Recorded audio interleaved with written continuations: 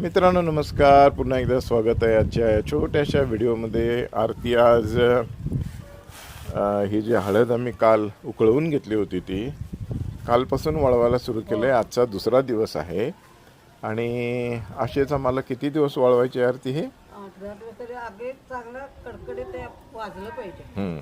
आता ते कडकडीत वाळेपर्यंत ही वाळवट ठेवली पाहिजे.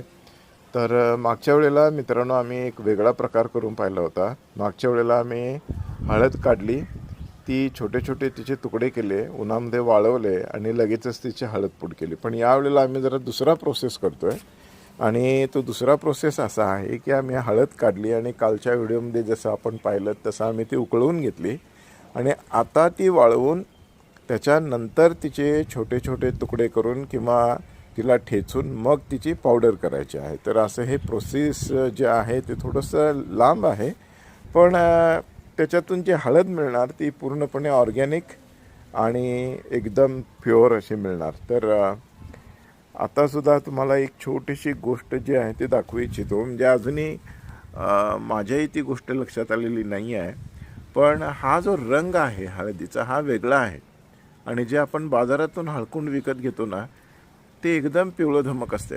आता ह्याची साल वगैरे गेल्यानंतर हे कसं दिसेल काय दिसेल ते बघूयाच, ते मी तुम्हाला दाखवणार आहेच.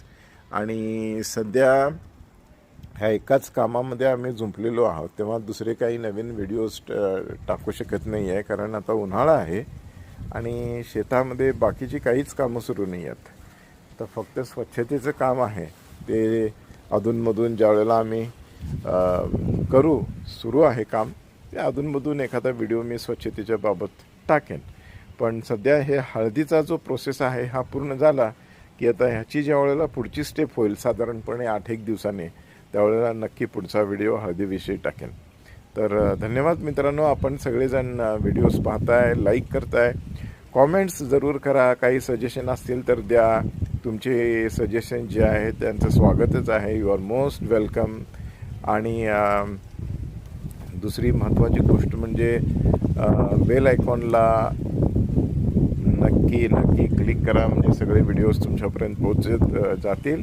आणि अजूनही जर चॅनलला काही लोकांनी सबस्क्राईब केलेलं नसेल तर कृपा करून करा, म्हणजे आम्हाला आणखीन असे नवनवीन व्हिडिओज घालायला प्रोत्साहन मिळते. धन्यवाद मित्रांनो. आजचा दिवस आपला आनंदाचा, सुखाचा, समाधानाचा जाओ.